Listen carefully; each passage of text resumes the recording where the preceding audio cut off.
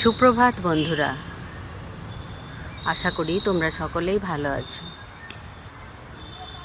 বহরমপুরবাসীর আবেগ, প্রেম, ভালোবাসা এই জায়গাতে সবার আটকে আছে।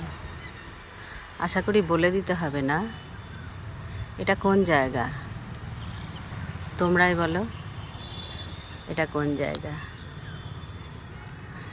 সকালবেলার পরিবেশ সত্যি সুন্দর, মনোমুগ্ধকর।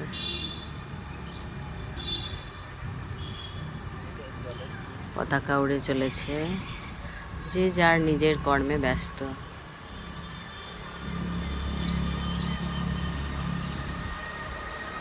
তো তোমরাই বলো এটা কোন জায়গা।